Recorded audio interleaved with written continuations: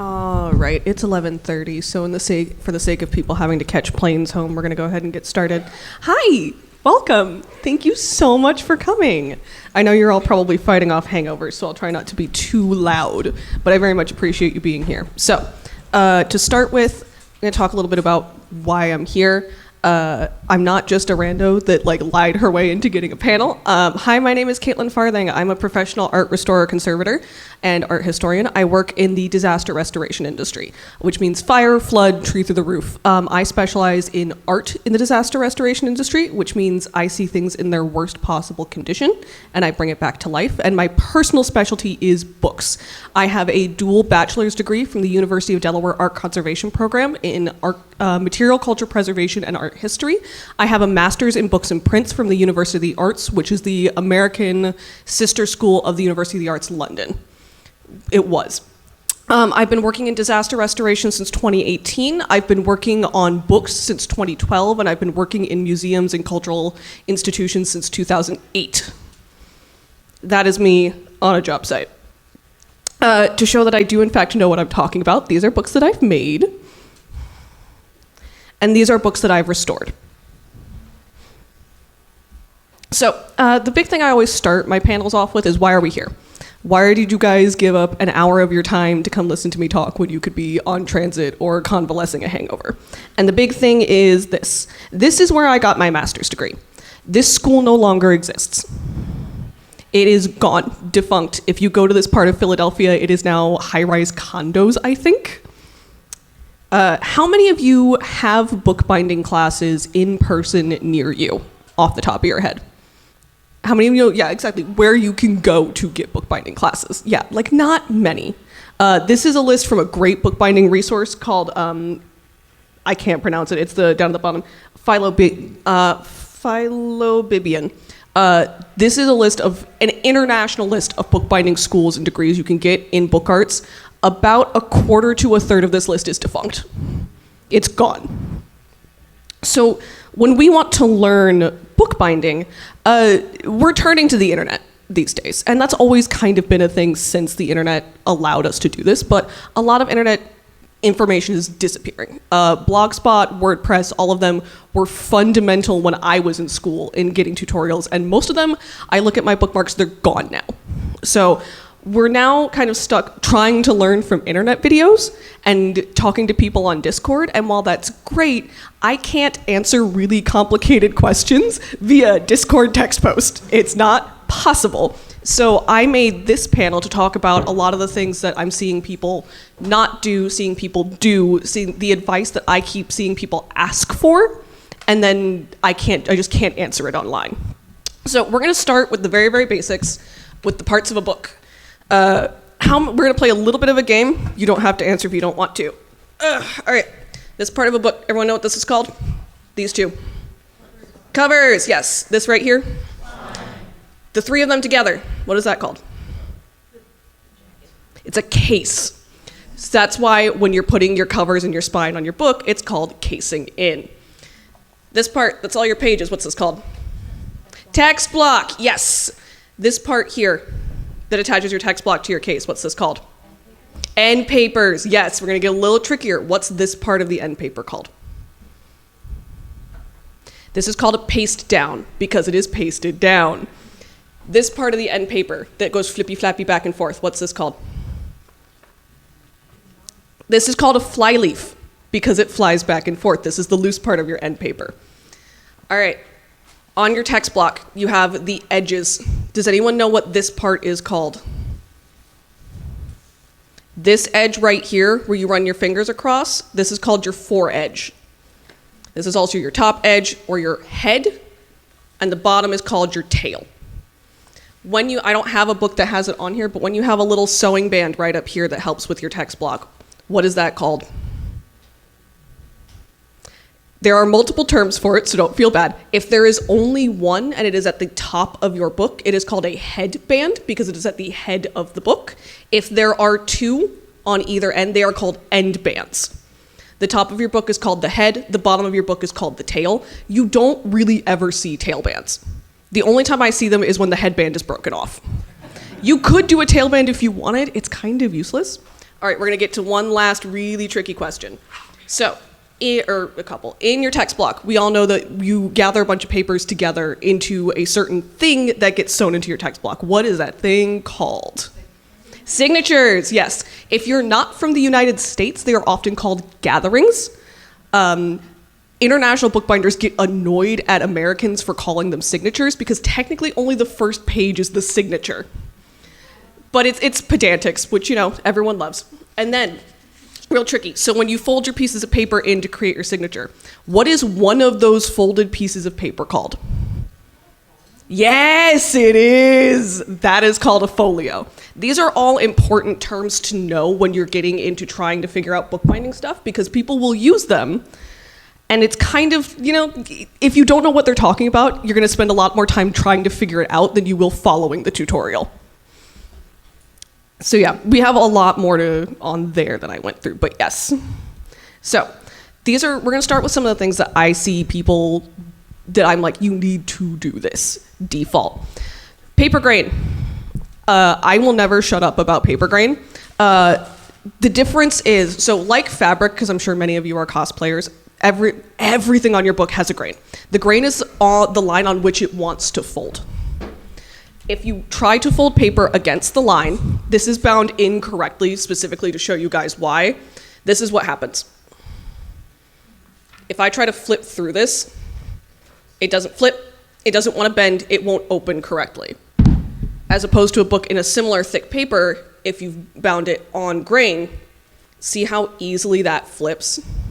You see the difference? If when you bind off grain, your paper won't move the way you want it to, and you are more likely to experience your paper ripping because it is more flexible on grain, so it is more likely to start ripping on its own if you bind off grain. Now, if you're trying to rip it, you want to rip on the grain because it's easier, but that's because you started the rip. It's like fabric, again. The best way to tell grain direction is by starting to fold the paper. I'm gonna try and do this in the air. We have what's called short grain, which means it goes along the short line, and we have long grain, which means it goes along the long line. It's like the hamburger and hot dog fold when you were a kid in kindergarten. So what you want to do is you want to start folding your paper and seeing where it starts to fight you. You don't actually fold it down. You see I've got this kind of roll going. You see this, that's if it's short grain. See how much closer I was able to get it down on the short versus the long? You can feel the difference when you start to fold it, and that is the easiest way to tell. So this paper would be short grain. For bookbinding, you usually want short grain paper unless you're trying to make a really, really tall, skinny book. Most copy paper that you can find out in the world is long grain, which is why it does not work well for your books. If you're binding fan fiction and you're like, why is it still fighting me all the time? Default copy paper is long grain. You want short grain. There are a couple of vendors, if you look up like bookbinding copy paper, they will sell you short grain paper. Always get short grain if you're trying to like print and bind books. Another way you can do it, this is a great tutorial online. This is from someone who talks about how to use water. So you can spray a little bit of water on it and see which way the paper starts to curl. Being able to do the fold thing, it takes practice. Some papers will claim to be grain neutral and it'll be really tricky to tell, but the water trick will help you. All right, measurements. You need to be really detailed with your measurements. The biggest thing I see is people get a little loosey-goosey with their measurements and then they can't understand why their book won't open flat. When we say 1/4 of an inch for a hinge, we mean 1/4 of an inch, not 3/16, not 3/8. It has to be 1/4 of an inch for a hinge because if it's too wide, your book, your hinge will be loose, it won't hold well, and it will start to break. If it's too loose, your book won't lay flat. You want your case to lay relatively flat like that. You need your hinges to be the right size. You need your measurements to be the right size. The biggest thing I see is their measurements are a little bit off. The biggest thing I can recommend is measure with the same tool all the time. Don't switch between rulers because they do get weird. Always measure on plastic, cut on metal. Do not cut on plastic. You will cut it and then you will ruin your edge and then you won't have accurate measurements anymore. I always measure on a clear plastic ruler. Learn metric. Millimeters and centimeters will be so much more useful to you. You don't have to learn all of it, but be able to use the millimeter side of your ruler. You will be so much more accurate. All right, another thing is corners. I see people complain about corners a lot. I see a lot of people start to fold their corners like we've got there. And the problem is that with that little bit of fabric sticking out, that's what's gonna catch. Every time I work on books, the first thing that goes is the corner. I don't know if you can see it, but this corner is absolutely crushed. I see this constantly with corners. What you want to do is right there, you can see you put your glue down and then use your bone folder to tuck your corner in before you wrap your next piece of fabric. There is a rule about how much fabric you leave outside of your corners. Does anyone know what it is? According to the Library of Congress, you should leave 1.56 board widths of fabric on that corner before you cut it. No one's measuring that. Just take your extra scrap board and put it there. You should have enough. If you've got particularly thick board, you can do a little bit more, but yeah, you don't need to according to Library of Congress, it's 1.56 board widths.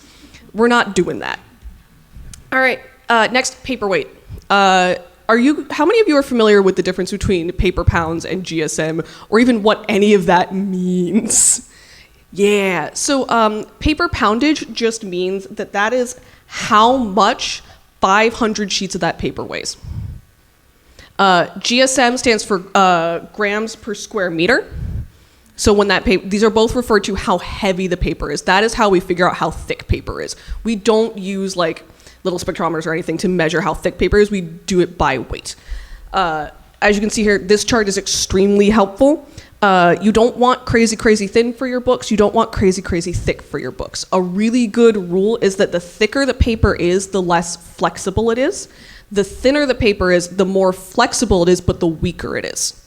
So we're trying to hit in the middle. We don't go to either extreme unless you're doing something very intentional, but you want middle. Most books are on the 100 to 150 GSM. This is pretty thick paper, and this is about 175 GSM, for context. Watercolor paper usually gets up to about 300 GSM. You can get really, really thin papers. This one's about 80. You can see the difference in how it moves and how thin it is. Next, use the right papers. I know we all want really, really, really pretty papers. The reason I showed this image is that this lattice paper was an amate bark paper. It doesn't bend. It doesn't flex. It's very strong, but it's not flexible, which means it's not suitable for any moving part of your book. At the same time, thin papers are not suitable for anything that needs to support the weight of your cover or be moved a whole lot. While they are flexible, they are not strong enough to support your book. So if you want really pretty thin papers or really pretty thick papers, save them for the parts of the book that do not move. Focus on making sure that the parts of your book that move, mostly your hinge, is supported by good, thick, proper materials. Leather, fabric, thicker papers. I know the thin papers are pretty, they don't last very well. I see them break constantly. Last, so I see people talk a lot about book boards. Book board is hard to get a hold of, right? It's expensive. Getting it shipped is expensive because it's big, right? And so I see people say, well, I want thicker board, I want thinner board. You can, in fact, separate your boards. This is me at work. What you can do is all of your board is just glued together paper in book board. So you can get your fingers in there. I usually use a scalpel or a micro spatula and then start separating the fibers, but you can split your board in half. It never goes that easily, so I was very, very pleased with myself. But you can also glue it together. Like I said, don't do this on the parts of your book that need to move, but on your cover that does not move, you can layer and cut into your board. So if you want thicker board, if you want thinner board, you do not have to go sit and fight and try to find the specific thickness you need. You can start gluing them together, pulling them apart, things like that. Don't be afraid to mess with it. The moving parts should always be solid. The parts that don't move is where you can have fun. All right, last, model making. Every single book that I make, I have a model of from when I was in school. This is the first book I ever made. This is a bunch of cut-up advertisements from my university. Every single time I make a new type of book, I fill the back of it with notes on how that book is made. I keep a binder with printouts, but this is honestly the best way to remember how to make things going forward. I always write my notes in the back of the book, and then I can see exactly what I'm talking about when I work on that book. When we make, people who make physical things, we don't practice the way other artists do, right? Like, we can't go into a dance studio, when we practice, we produce a physical item. And so it's really hard to practice without feeling like you're wasting materials. And so this is a good way to practice making smaller books that are intended simply to hold your notes on how to make it. I'm not joking when I say get a brick. If you come back here to where I'm working, you can see in the corners I have a bunch of bricks wrapped in fabric. Book presses are expensive, and you don't always, in all of your steps, want to have a book press going. A brick is a good, heavy thing you can just put down on whatever you need to hold in place. Many, many times I have shown up to help teach workshops, and I have a box on wheels that is just full of bricks, and everyone asks me what's in it, and I say bricks. Get a brick. I am so serious. It will save you. Go to Home Depot, buy a regular brick, wrap it in book cloth. It will be so useful to you. Next part. This is stuff I see people doing all the time that I would recommend not doing. Disclaimer. This does not mean everyone who is doing this is a big, stupid doo-doo head who is bad and wrong and should never touch books ever again. No. What I am saying is that these are techniques I see propagated online, and while they come from a good place, there is a reason they are not part of the tradition of bookbinding.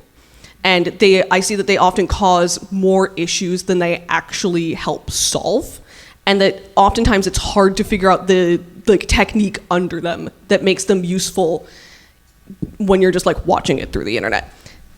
Take this with a grain of salt, but yes, please, please, please, please, please stop ignoring your grain.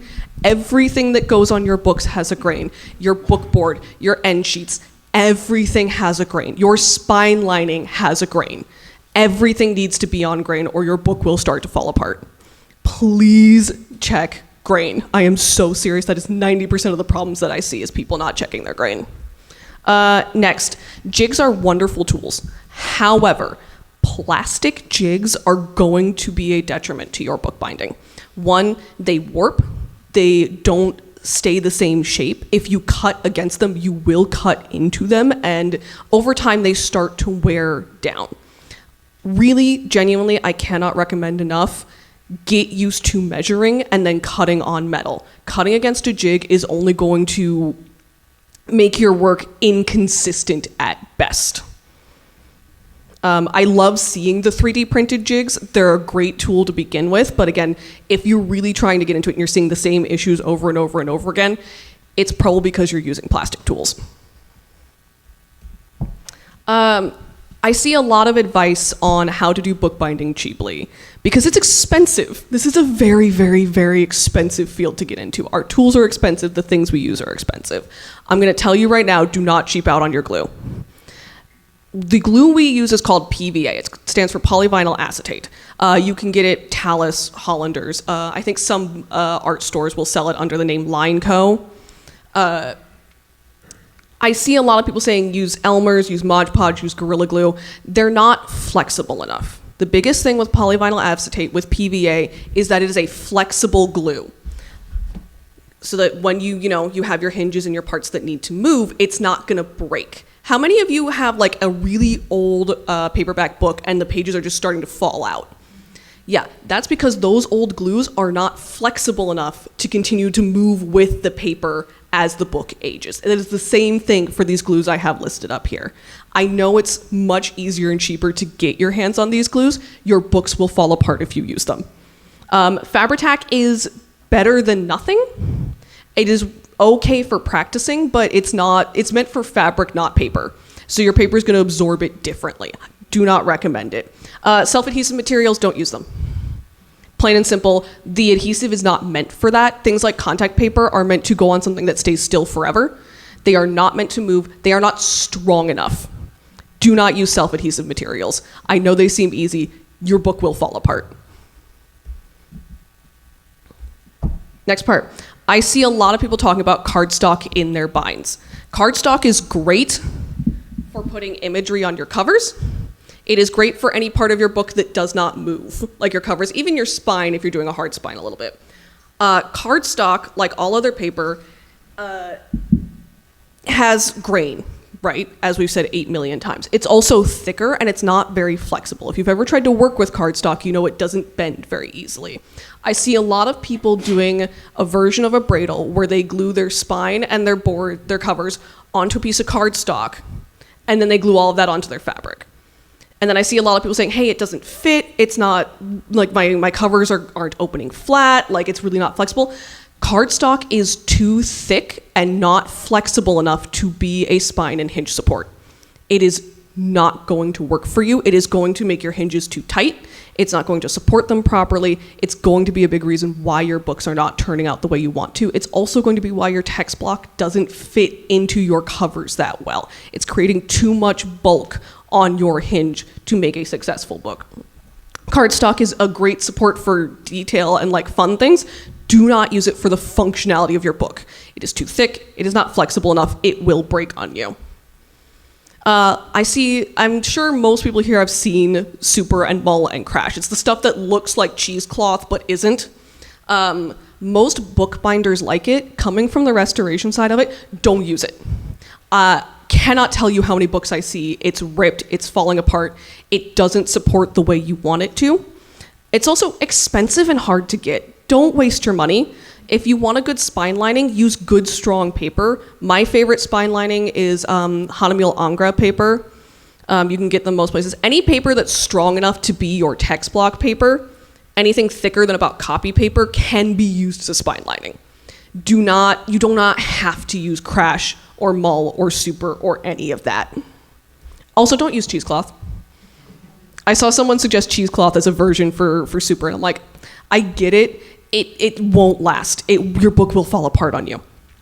Lastly, leather. I see a lot of people who are into leatherworking come into bookbinding, which is incredible because what leatherworkers do breaks my brain.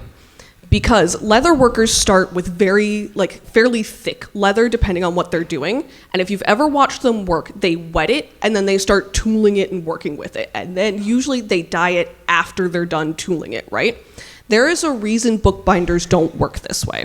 Like I said with our glue PVA, it's a water-soluble glue, which means if it gets wet, that glue doesn't work anymore, right? We don't use non-water-soluble glues because they're often not flexible enough. Our leather, because it has to go around our book boards, has to be extremely thin. This is leather. You can see right here on my headband how thin this leather is, and this is folded. It has to be able to wrap around our covers. If we start with really, really, really thick leather, it will be too thick and inflexible for our hinges. It will not wrap around our boards. Then we run into the issue of if we're tooling and dyeing on the book, we are taking something that we just glued down with water-soluble glue and getting it wet. This is also a problem because when the water soaks through the leather, it gets into your book board, and book board does not let go of water easily. And now that you've covered it over, there's no air to escape, which means you are now introducing an environment that's going to cause mold.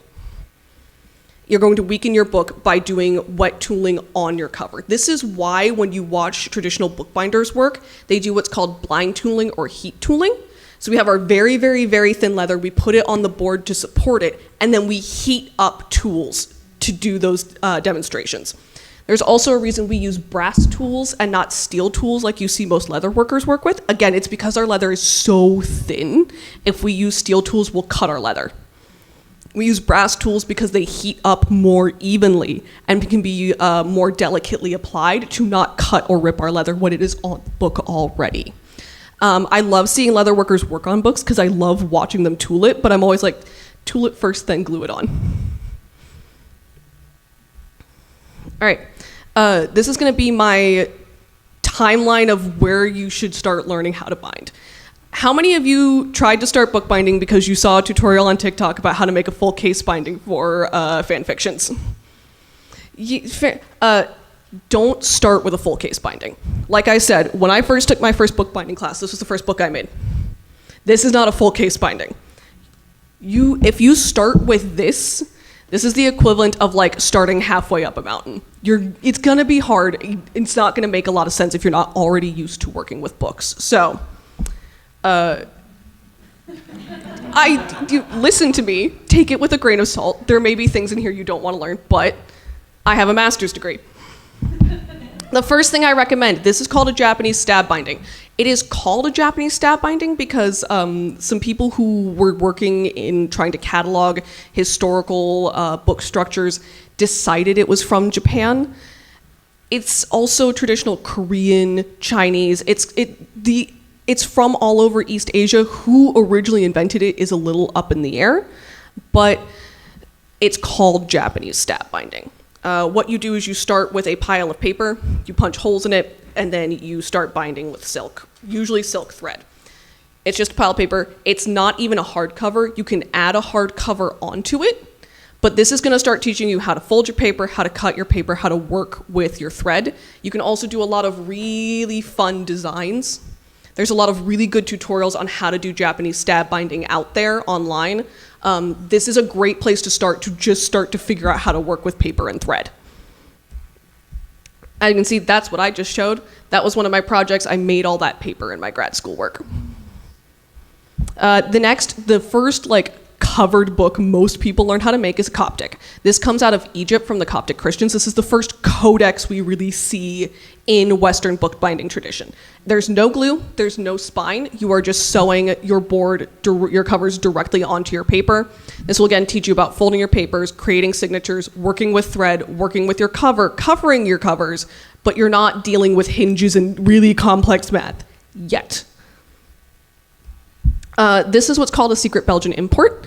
I will have resources on how to do this later in the talk at the very, very end. This is one that everyone loves doing because it is still a solid spine. You have a spine piece now rather than an exposed spine.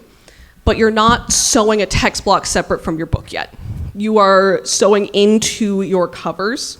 You can see this is what they look like on the inside. They're one of my favorite books to make. They're very easy. You're learning how to fold your papers, you're learning how to sew, you're learning how to put your cover together, but you're still not dealing with the really complicated nitty-gritty measuring and math. Next is called a pamphlet stitch. I have one. Here it is. You can do these hardcover or softcover. I do highly recommend you doing. This is where you're going to start sewing your text block directly into your covers. And see, loose and floopy. You can see your sewing on the outside. These are extremely useful. You can do them one signature. You can do them half a dozen, as many signatures as you want. This is where we're really going to start talking about casing in and getting your text block to the size of your covers really concisely. I'm going to go hinge math. These are a few examples of the things you can do with a pamphlet stitch. Next is a bradle. This is the one that most people are familiar with. This is the one where if you've seen the tutorials online where you put your spine and your boards on a piece of cardstock, that's a version of a bradle. It's kind of bastardizing the bradle process. What this is going to do is you're going to attach your text block to a softer spine, and then you're going to attach your boards onto it. So you're still not doing too much with your hinge math. It's being a little bit nicer to you about it, but you're getting closer and closer to your full book for your full case. This allows you, it also is really, really, really useful if you want to decorate your covers without them being attached to your book, if you want to get really nitty-gritty into it and move them around a whole lot. This is a really, really tricky thing to learn, but I do highly recommend it. I worked at a conservation lab once where every single rebound book was a bradle. Now we're on to our traditional case bindings. This is the one that you see most people doing workshops on. This is where most people make. This is, if you see fan fiction binding communities online, this is what people make. I'm still gonna tell you, don't start with a full cover. Don't start with putting your cloth all the way across your book. And you see we have what's called a full case, quarter case, and half case. That is just how much leather to paper or other thing you want on there. As you can see, I'm a big Big fan of the quarter case. The reason I like it is because you are attaching your spine and your covers to one piece here in the middle, and then if you have any issues with fit, you can trim this edge, you can trim this, you still have the flexibility to go back in and fix any issues you have before you start covering with the rest of your very expensive material. Highly, highly recommend a quarter case before you try and get into full flat fabric. And then once you actually get to this is just the beginning. There is so much fun, weird book shit out there. This is what's called a caterpillar stitch. You can see someone put it on a Coptic. This is one I made. It's an Eggs Benedict that's a book. This is what's called a carousel book, also known as blizzard books. You can see you can really mess with the possibility of folding paper. You have things called a pyramid album, which is, you can see how that structure works there. You've got wire-edged albums where you're putting like a piece of wire down the middle of your signature and sewing around that. And then you can even get into historical models. These are going to be a lot harder to find information on and learn. The one place I can really recommend to is the North Bennett Street School in Boston. You can get a 2-year certificate in historic bookbinding. It's expensive, but it's an incredible time. They also sometimes do summer workshops. And then there's a place in Virginia, not crazy far from here, called Cattail Run Bindery. They do incredible workshops. I cannot recommend them enough. Historic structures are going to be things like, this is one of the first codex structures we've ever seen. If you've ever seen those like nerd journals where there's string wrapping around them, that is referencing these. These are called the Nag Hammadi. These were found in Egypt in, I want to say, just past the BC CE trade over. That's where they're from. They are leather supported with papyrus with a text block in the center. Highly recommend learning how to do these. They're a lot of fun. You can also get into medieval bookbinding, where you get to take wooden boards and start shaping them and working on them. You get to do fun things like sewing on cords, sewing on tapes, double packing your cords. There is so much more than just the French link stitch you see TikTok tutorials on all the time. There is a lot to mess with and learn. This is one of my favorite things to do with structures, is to half cover it. So you can see your process as, like, you can see all of the steps of the book once it's done. These are great demonstration tools. Highly recommend you take a picture of this. Vendors, like I said, bookbinding is expensive. It's really hard to find good stuff. Some stores are starting to get bookbinding stuff in stock, but you're still looking at stuff online. So these are great vendors to buy your paper, your cloth, your glue, all of your tools, all of these things from.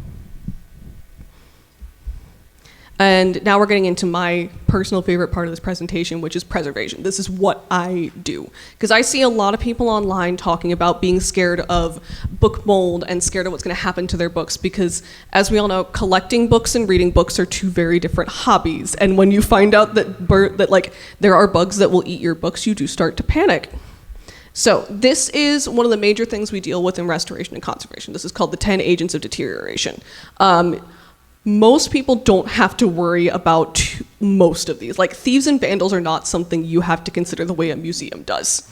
You do have to consider light, temperature, and pests. Physical forces a little bit, but if it's sitting on your bookshelf at home and you're the only one interacting with it, you're probably fine. But the biggest thing is temperature, humidity, light, and pests. Those are the things I really want you to focus on. Books have something that we call inherent vice. Essentially, chemistry, chemical structures, right?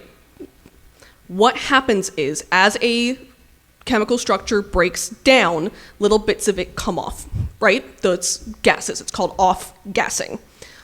In materials that lots of books are made from, wood pulp paper, wood has something called lignin in it. It's what helps a tree grow. Cedar doesn't have it. Damn near every other type of wood does.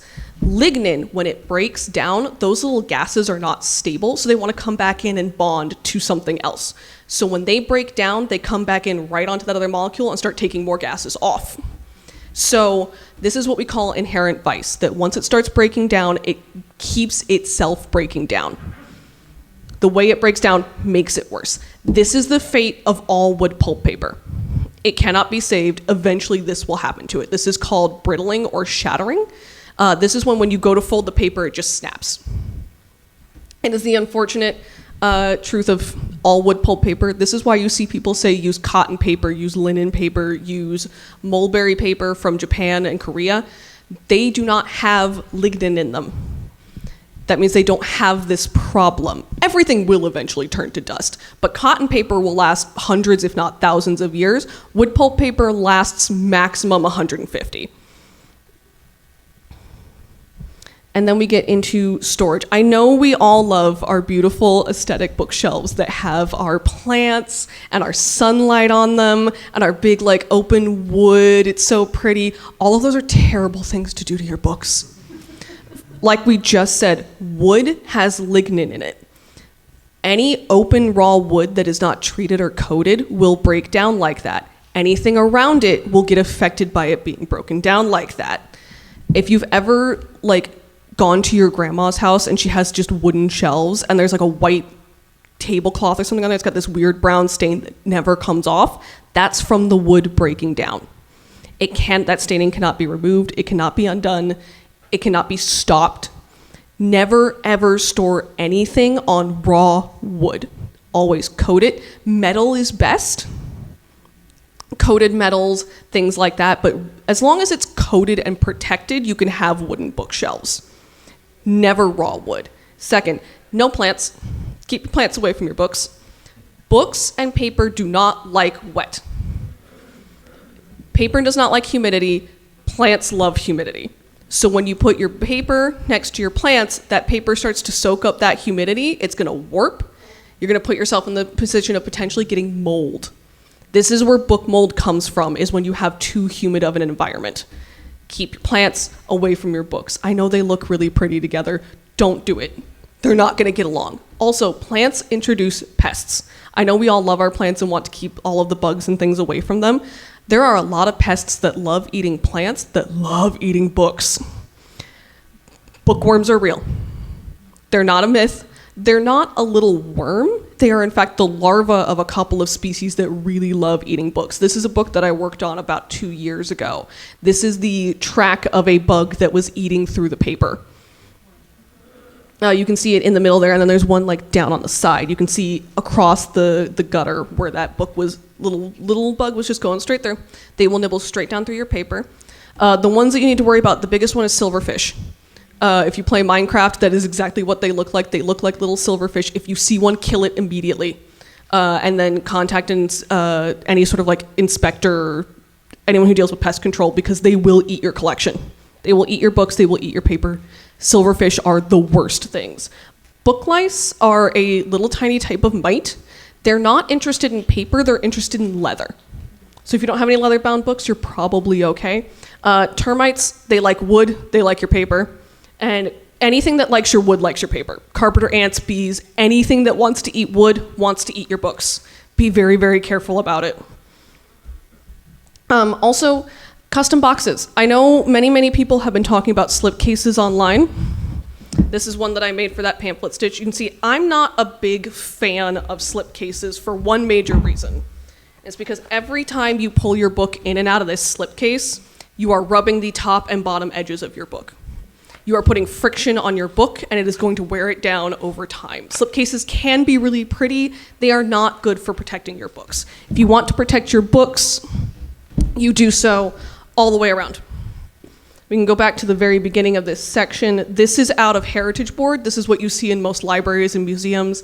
It's a basic box. You can buy them on Talus for not too crazy expensive. You can even get custom ones for $20-30 for books that you're really, really attached to. If you want to get fancy, you do fabric-covered ones. This is what's called a clamshell box. It is called that because it opens and closes the way a clam does. You just have your trays, you have your book. This is how you protect your book from most things. If this is a very special book that means a lot to you, get it a clamshell box. If you are familiar enough with cutting bookboard and dealing with bookboard, you can make these on your own. They're not hard. You do have to be really good at measuring, though. Because if it's too loose, your book will flop around in here. If it's too tight, you'll be damaging your book every time you take it in and out. Highly recommend learning how to make these. They're a little tricky, but once you get used to them, they are such a lifesaver for preserving your books. They keep them away from light, they keep them away from pests, they keep them away from everything. All right.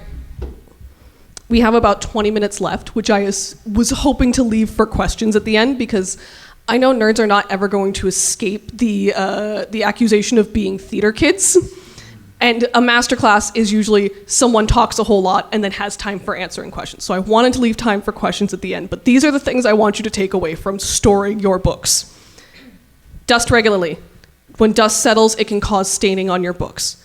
You don't have to dust every single day. If you have a big bookshelf, just like once a week, pick a shelf, clear it off, dust it, look at your books, put them back. The next week, do another shelf. No wood, metal, coated wood, no raw wood. Glass doors are great for keeping dust out. Do be careful that they don't create a microclimate. We've all seen that IKEA thing where like someone uses an IKEA display case to make a plant enclosure and with all sorts of humidity in it. When you trap humidity in your bookcase, you trap it in with your books.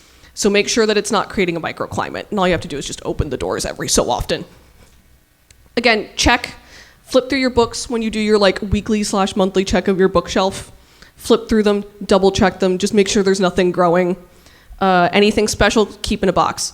Don't keep your plants and books together. If you can put them in separate rooms, do. If you can't, just put them as far apart from each other as possible.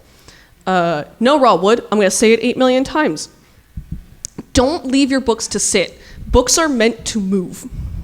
If they sit too long, the paper stops being as flexible. You want to handle them. Wash your hands before you handle them. How many of you have seen that thing where everyone insists that you have to wear white gloves while handling old books? It's wrong. It's bad. Do not wear gloves to handle your books. Gloves destroy your dexterity and your ability to make fine movements with your fingers. You are more likely to rip a paper when using white cotton gloves than you are to do anything else. Do not use gloves to handle books or documents. Wash your hands really well before you use them. And then also don't place your books in direct sunlight. Sunlight will fade all of your ink. Plain and simple. If you find problems, the first place I can recommend is the AIC FIC website. This is called, if you just Google AIC, it's the American Institute of Conservation. They have a resource called Find a Conservator. These people know exactly how to fix your book. It will be expensive, but they can at least point you in good directions. There is a great YouTube channel called Save Your Books. They will show you some basic tutorials, things like how to do basic paper repairs, things like that. Anything past that, if you are scared, do not try to do it yourself. I know we all want to try and do restoration ourselves. It's great. I highly recommend learning how to do it. However, if you are scared, you are more likely to mess it up and get to the point that you physically can't fix it. I had someone come to me once who had parchment that they had wanted to work on, and it was a little bit wrinkled. And they tried to flatten it with an iron. If you know, skin can't get hot like that, so I couldn't do anything. When skin shrinks up with heat like that, I can't fix it. So if you are even the littlest bit concerned, call someone. If you're really concerned, you can call me. I do this for a living. It is, in fact, my job.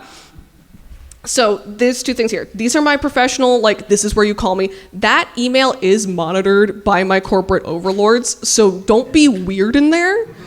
You can send me just cool things you find, but don't say weird things because it will get hit by the spam filter. The top one is my personal email. You can send whatever you want there. Those are my social medias. The full velvet one is my cosplay handle. That's the one I'm on the most. I may not respond there very quickly because I don't check my requested messages folder because people get weird in there. This QR code right here, this is a Google Drive resources I have put together because like I said, most online resources for bookbinding are gone.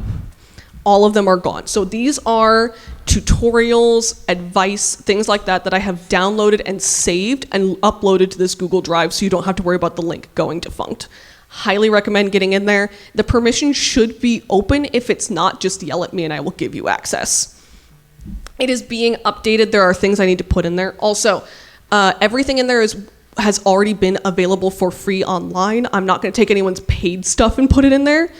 Someone asked me if I would like buy a tutorial and put it in there, and I said, no, I'm not going to do that. It's all stuff that's already free online. I've just conglomerated it where I can.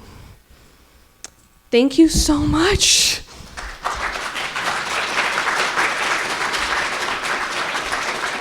Thank you.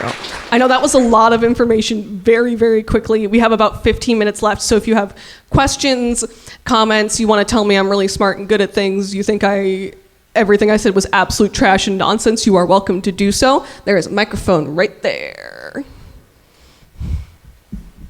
Also, if you want to come look at stuff, I did bring all of my models. You are welcome to come play with them. Ooh, you okay? Sorry, haven't had coffee You're yet. good. All right, there we go. Hi. Hi. Question. When Yes. you are restoring historical documents, do you use the traditional glues to restore them with? So, Or do you, like... there's a lot of argument back and New forth about materials. traditional glues. We stopped using hide glues and animal glues after about the Renaissance. Hide glues were great for their time. The reason we stopped using them is, again, because they're not flexible enough and they're not strong enough. When I restore any book, I'm using either PVA or what's called wheat starch paste. You can get wheat starch paste on Talus, Hollanders, all of them. It's a glue. You can even get like basic wheat starch at like a local Chinese grocery store. You just mix it with water to create a acid-free, neutral, really flexible glue. Wheat starch paste is the default glue for doing paper repair. PVA is the default glue for doing like binding structures. We don't really use the historical glues anymore. The only reason people use historical glues is if they're trying to like recreate the process for the sake of education. Thank you very much. Yeah. Hello. Hello. Something I'm personally interested in because I had some water damage recently. Oh, I'm so sorry. What is the restoration process for like books that you could come into possession of that have a lot of water damage? So where they've been soaked through. The big answer is always it really depends. This is why when you see stuff about like conservators and restorers online, they're really cagey about answering specific questions. It's because everything you work on is a little bit different. I did just have a really large job that came through that was a library. Their special collections had been in a sewage flood. Ooh. Yeah.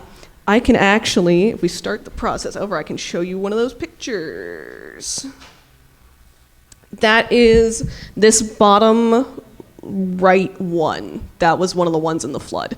So what we end up doing, usually, if the flood is bad enough, we will completely unbind the book all the way down to the basic signatures and folios. Each page gets washed in a deionized water, like pH neutral bath to get as much out of it as it can. Then it's restraint dried, refolded, any repairs that need to be done are done, and then it's rebound and a new cover is made for it. We will do that. This one up here on the top left, that was one that also went through that process. Fun fact, you can put book cloth through an inkjet printer. That's how I did this. That's how I did that. If you need to, you can recreate these completely. This was one that a client had put a bunch of stuff in a shower to keep it safe while construction was going on. A contractor turned the shower on, turned it off, didn't say anything, boxes and boxes of books just left to mold. No. This was one that she could not find a replacement for and asked me to work on. Yeah, that's why. So it depends on what you're doing. Sometimes it's just as simple as taking it apart and flattening it. Sometimes it's a full wash and rebind. It depends on how bad the damage is. Thank you. Yeah.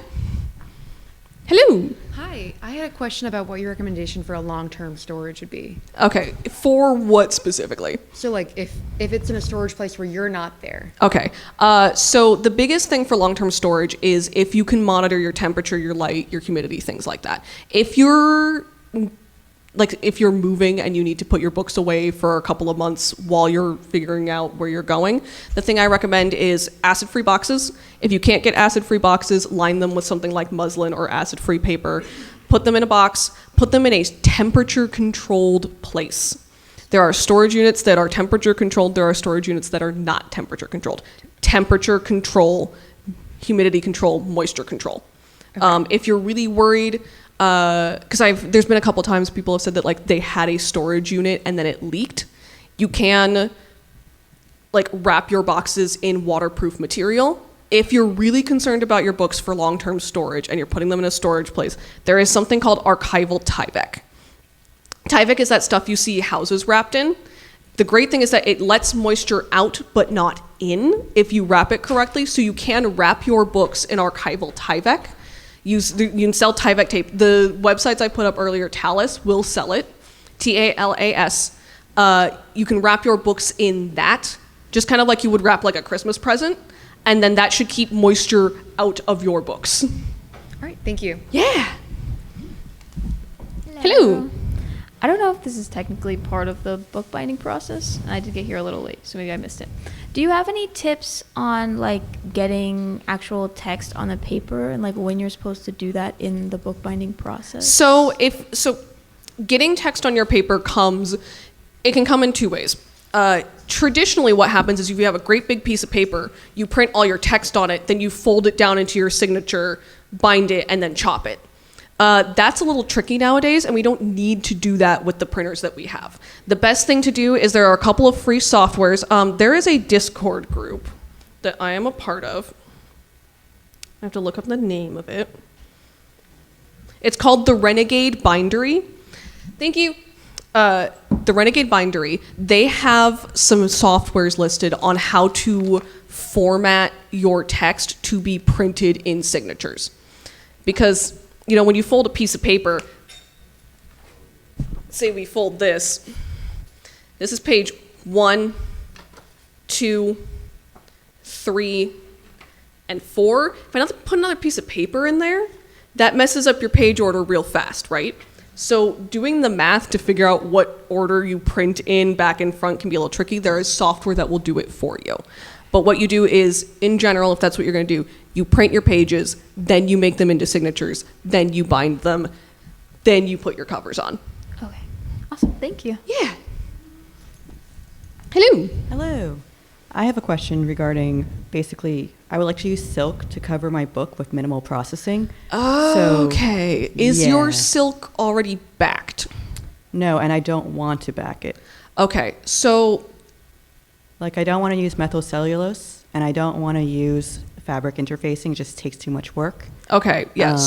Yeah. The problem you're going to run into, anytime you try to adhere fabric without backing to your book, is that fabric absorbs glue. That's what it does, right? Mm-hmm. So the reason we have backings on all of our things, like this is why for silk, for paper, we always have a backing on our book cloth, is because that paper backing prevents that glue from going into the fabric. Yeah.